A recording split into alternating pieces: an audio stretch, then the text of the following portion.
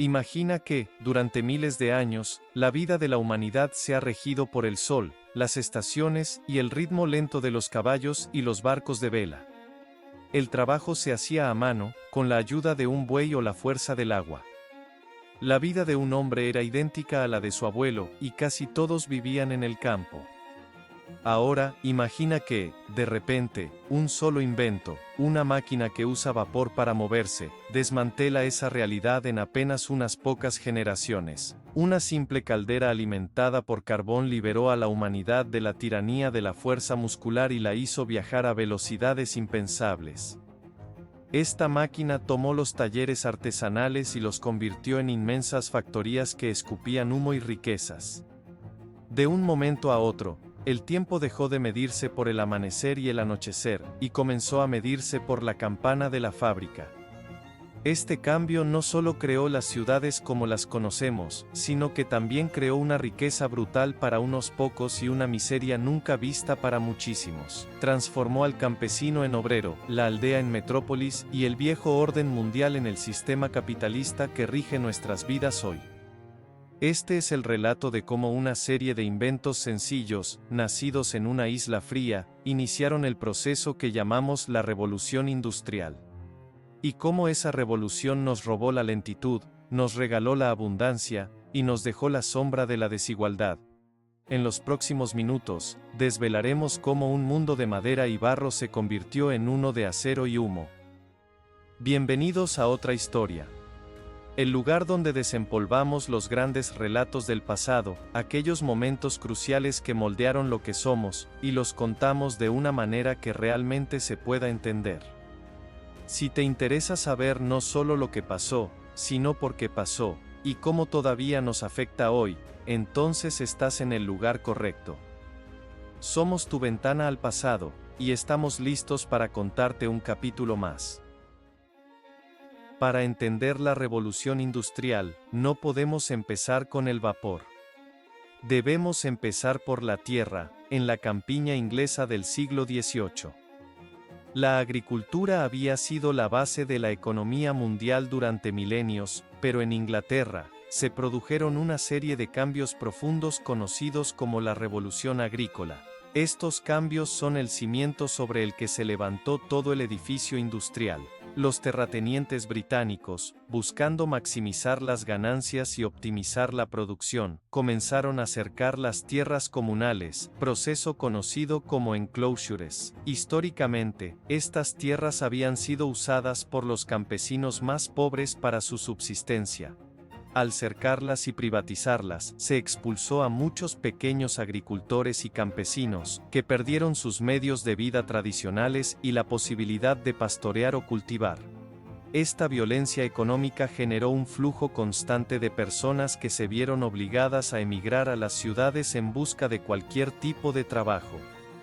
Paradójicamente, esta migración masiva fue una de las claves del éxito industrial. Se creó una gran reserva de mano de obra barata y desesperada, lista y disponible para ser empleada en las futuras fábricas urbanas.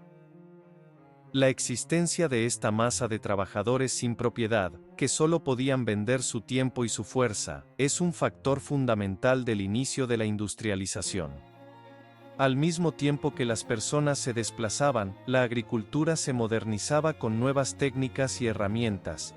Se introdujo el sistema Norfolk de rotación de cultivos, un avance agronómico que consistía en alternar cultivos de cereales, que empobrecen la tierra, con cultivos forrajeros como nabos y tréboles, que la enriquecen y que, además, servían para alimentar al ganado durante el invierno.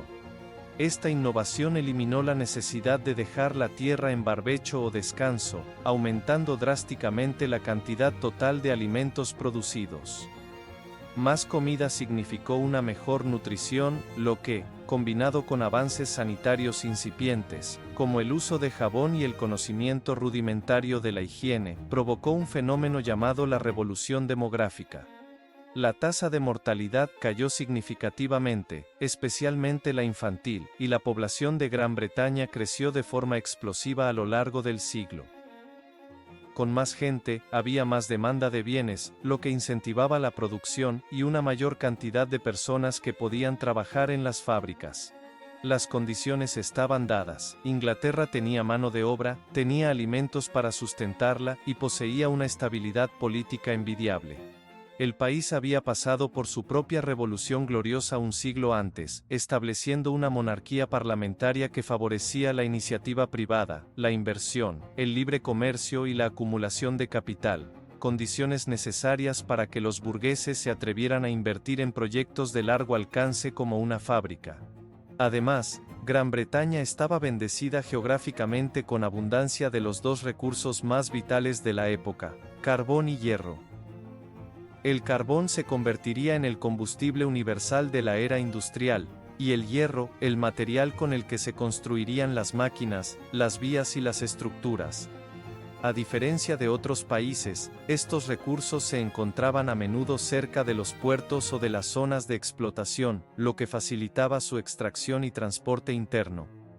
La combinación de estos factores, población en crecimiento, avances agrarios, estabilidad política, capital disponible y recursos minerales, creó un caldo de cultivo único que hizo de Inglaterra el lugar de nacimiento de este proceso histórico. La primera etapa de la revolución industrial se construyó sobre tres pilares fundamentales: la industria textil, la metalurgia y la máquina de vapor, siendo los textiles la punta de lanza. El primer sector que experimentó el cambio fue, sin duda, la industria del algodón. Antes de las fábricas, el tejido y el hilado se hacían a mano en los hogares, un sistema lento e ineficiente conocido como putting out o industria a domicilio. La demanda de ropa, especialmente de algodón, que era más fácil de lavar y más cómodo que la lana, era inmensa en Gran Bretaña y en su vasto imperio colonial.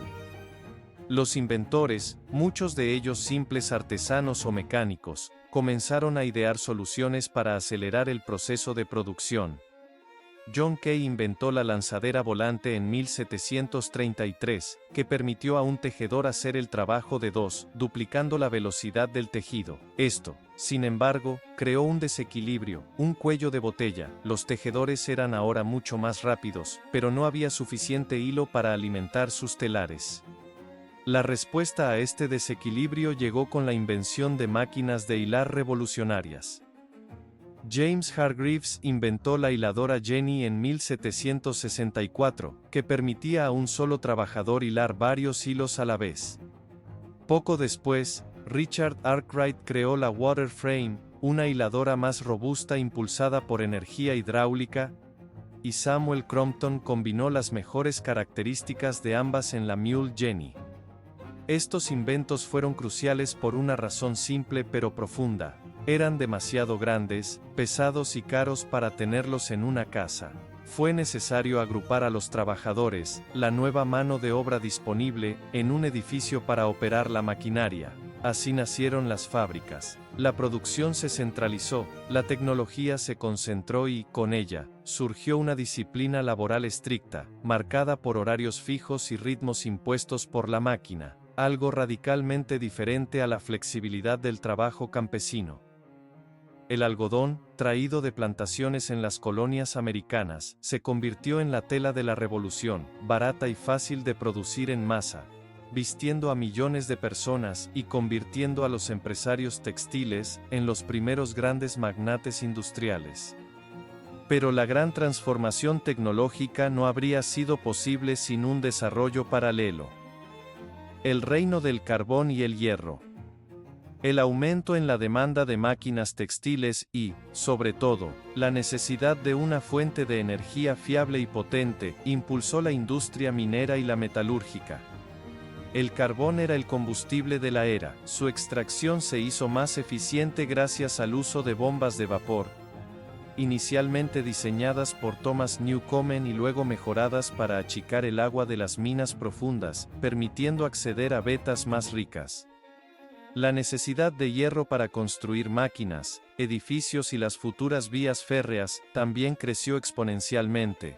En la metalurgia, Abraham Darby fue pionero al descubrir cómo utilizar el carbón de coque, carbón mineral tratado, en los altos hornos, en lugar del carbón vegetal tradicional, que era menos eficiente y deforestaba los bosques. El coque abarató y aceleró enormemente la producción de hierro, un material que se hizo más accesible y se utilizó para todo, desde herramientas y maquinaria hasta las primeras estructuras arquitectónicas y puentes, iniciando de lleno la era del hierro. Sin embargo, la verdadera chispa que encendió y sostuvo la revolución industrial fue la máquina de vapor, perfeccionada por James Watt en 1769. La máquina de vapor de Watt era una máquina capaz de convertir la energía térmica generada al quemar carbón en energía mecánica, es decir, en movimiento. Su gran ventaja era su versatilidad y su independencia geográfica. No dependía de la fuerza hidráulica de un río, ni de la fuerza animal o humana. Se podía instalar en cualquier lugar, en una mina para bombear agua, en una fábrica textil en el medio de una ciudad, o en el interior de un medio de transporte. Este invento liberó la producción de las limitaciones geográficas y permitió el crecimiento masivo de las ciudades, ya que las fábricas se instalaban donde estuviera la mano de obra. La máquina de vapor se convirtió en el corazón palpitante de la fábrica industrial, un motor que funcionaba sin descanso, marcando el inicio de una nueva relación de la humanidad con el tiempo y el trabajo. Una vez que la máquina de vapor demostró su eficacia en la industria, el siguiente paso fue aplicarla al transporte, dando lugar a una transformación radical que acortó las distancias y creó mercados nacionales. Antes de esto, el transporte de mercancías pesadas, como el carbón y el hierro, era un proceso lento, costoso y arriesgado. Aunque Inglaterra había desarrollado una extensa red de canales artificiales para mover estos materiales por vía acuática, la verdadera revolución, la que unió a las ciudades de forma permanente, llegó por tierra. George Stephenson fue el pionero indiscutible del ferrocarril. Partiendo de los carros que se movían sobre raíles en las minas, logró diseñar y construir una locomotora de vapor realmente eficiente y práctica. El hito definitivo se produjo en 1829, cuando su máquina, la famosa Rocket, ganó un concurso y se utilizó para operar la primera línea férrea pública e interurbana importante, uniendo las ciudades de Liverpool y Manchester. El ferrocarril fue mucho más que un simple medio de transporte, fue un motor económico en sí mismo. Su construcción requirió enormes cantidades de hierro y carbón, estimulando aún más la minería y la siderurgia, y su financiamiento impulsó la banca, los mercados de valores y la inversión. El tren se convirtió en el símbolo de la nueva era, rápido para la época, potente, y capaz de unificar naciones, permitiendo que un producto fabricado en una ciudad pudiera llegar a un cliente en el extremo opuesto del país en cuestión de horas o días. Paralelamente, la máquina de vapor se incorporó a la navegación. Los barcos de vapor permitieron a los mercantes navegar sin depender de la fuerza caprichosa del viento, revolucionando el comercio marítimo, facilitando el transporte transoceánico y cimentando el dominio global del Imperio Británico y de las potencias industriales. La revolución industrial generó una riqueza material sin precedentes, pero esta riqueza se distribuyó de forma extremadamente desigual, lo que generó un cisma social. El antiguo orden estamental, basado en el nacimiento, fue reemplazado por la sociedad de clases, basada en la riqueza y la propiedad. La burguesía, la clase dueña de los medios de producción, las fábricas, las máquinas, el capital, se consolidó como la élite dominante, desplazando en poder y prestigio a la antigua aristocracia terrateniente. Ellos eran los innovadores, los inversores, los que construían las mansiones en el centro de las ciudades, disfrutando directamente de los beneficios del progreso. En el otro extremo, surgió el proletariado, la inmensa clase obrera. Estos eran los millones de campesinos y artesanos arruinados que ahora se veían obligados a vender su única posesión, su fuerza de trabajo, a cambio de un salario. Las condiciones de vida y de trabajo del proletariado eran, para los estándares modernos, espantosas. Las jornadas laborales se extendían rutinariamente de 14 a 16 horas diarias, 6 días a la semana. Los salarios eran de subsistencia, apenas suficientes para comprar los alimentos básicos, obligando a todos los miembros de la familia a trabajar. El trabajo infantil y femenino era la norma en las fábricas, las minas y los talleres, donde niños y mujeres eran empleados por salarios mucho más bajos que los hombres y en las mismas condiciones peligrosas, a menudo por su menor tamaño que les permitía trabajar en espacios estrechos. No existía ninguna forma de seguridad social, ni pensiones, ni seguros de desempleo o de enfermedad. Si un obrero se accidentaba o enfermaba, era simplemente despedido.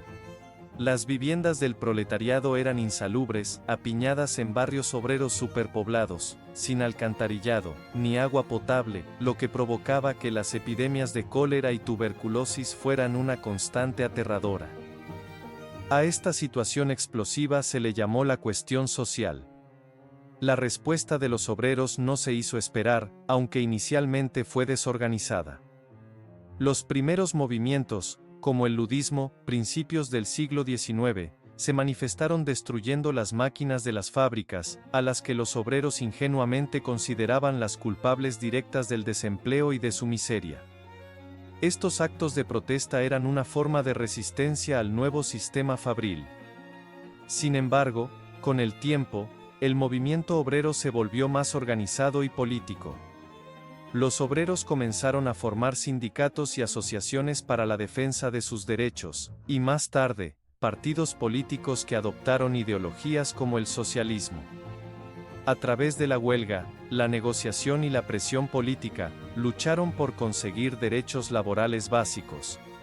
La reducción de la jornada a 10 u 8 horas, la abolición del trabajo infantil, la obtención de seguros y la mejora de los salarios. El siglo XIX, por lo tanto, no es solo la historia de la fábrica, sino también la historia de la lucha por la justicia social. Hacia 1870, el proceso industrial tomó un nuevo impulso y se expandió a otras potencias, en lo que se conoce como la Segunda Revolución Industrial. Si la primera fue la era del carbón y el hierro, dominada por Gran Bretaña, esta segunda fase fue la era del acero, la electricidad y el petróleo, con un liderazgo compartido entre Alemania y Estados Unidos, además de Japón. Esta etapa se caracterizó por la innovación tecnológica a un nivel mucho más científico y complejo. El desarrollo del petróleo y la electricidad reemplazaron al carbón y al vapor como las fuentes de energía dominantes.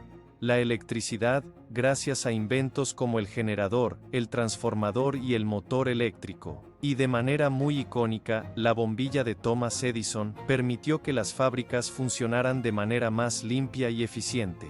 Lo más trascendental fue que la electricidad permitió la iluminación de las ciudades y las fábricas, liberando a la industria de la dependencia de las horas de sol y mejorando las condiciones de trabajo y vida en los centros urbanos. El petróleo, por su parte, se hizo vital gracias al desarrollo del motor de combustión interna, un invento que abrió la puerta a la industria automovilística.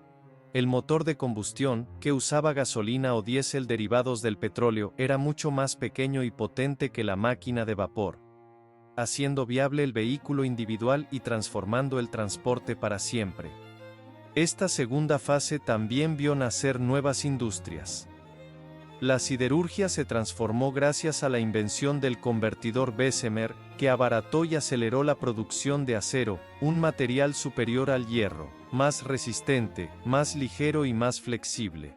El acero se utilizó en la construcción de todo, desde rascacielos, como los que empezaron a definir el horizonte de ciudades como Nueva York, puentes, grandes barcos transatlánticos, y maquinaria de precisión.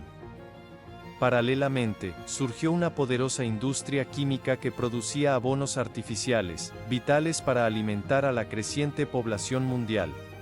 Explosivos, colorantes sintéticos, sosa cáustica y nuevos medicamentos, jugando un papel fundamental en el crecimiento de países como Alemania, que se convirtió en una potencia mundial gracias a la investigación científica aplicada a la industria. El crecimiento de las empresas en la Segunda Revolución Industrial fue a una escala sin precedentes. Las fábricas eran más grandes, requerían una inversión de capital mucho mayor y la competencia internacional era feroz. Esto llevó a nuevas formas de organización económica y del trabajo. La concentración empresarial se hizo común. Surgieron grandes corporaciones, monopolios, trusts en Estados Unidos, cárteles en Europa, que buscaban controlar todo el mercado, eliminar la competencia y maximizar las ganancias. El capital necesario para estos gigantes empresariales provino de la banca y de la emisión de acciones en la bolsa de valores, consolidando el papel del sistema financiero en la economía. En la gestión del trabajo, se buscó la máxima eficiencia en la fábrica con el Taylorismo, organización científica del trabajo, ideado por Frederick Taylor, que consistía en cronometrar y estandarizar cada movimiento del obrero para eliminar el tiempo muerto y aumentar la productividad. Este principio se llevó a su máxima expresión con el Fordismo, introducido por Henry Ford en sus fábricas de automóviles, con la invención de la cadena de montaje móvil. Este sistema dividió la fabricación en tareas simples y repetitivas, permitiendo la producción en masa de artículos estandarizados, abaratando drásticamente productos como el famoso automóvil Ford T, y poniendo los bienes industriales al alcance de un mercado de masas. La segunda revolución industrial consolidó el dominio económico de las nuevas potencias industriales y creó el mercado de masas, donde la gente no solo producía, sino que también consumía. El mundo se conectaba a través del teléfono y el telégrafo, se iluminaba con bombillas y se movía con los primeros automóviles. La revolución industrial no es solo una historia de máquinas y fábricas, es la historia del nacimiento del mundo moderno. Nos dejó la urbanización masiva, la tecnología que define nuestro día a día y, fundamentalmente, el sistema económico capitalista globalizado. Sus logros son innegables, una capacidad de producción que ha sacado a miles de millones de personas de la pobreza absoluta y una esperanza de vida que se duplicó. Pero su sombra también es larga, la profunda desigualdad social entre el capital y el trabajo que sigue siendo un problema actual, y un impacto ambiental sin precedentes que hoy nos obliga a repensar nuestra relación con la energía y la producción. Comprender la revolución industrial es entender la raíz de nuestros problemas y la base de nuestros avances. Si has llegado hasta este punto de la historia, es porque realmente te apasionan estos grandes cambios del pasado. Te agradecemos enormemente el tiempo que has dedicado a escuchar esta historia con nosotros. Si te gustó este recorrido por el origen del mundo moderno, te invitamos a que nos apoyes de la forma más sencilla. Dale a la manita de me gusta. Suscríbete al canal si aún no lo has hecho, y activa la campanita para que no te pierdas el próximo capítulo de otra historia. Por favor, déjanos un comentario contándonos qué invento de esta era te parece el más importante, y comparte este video con alguien a quien le pueda interesar. Recuerda que todo esto es completamente gratis para ti, y nos ayuda muchísimo a seguir investigando y trayendo cada semana otra historia interesante como esta. Hasta la próxima.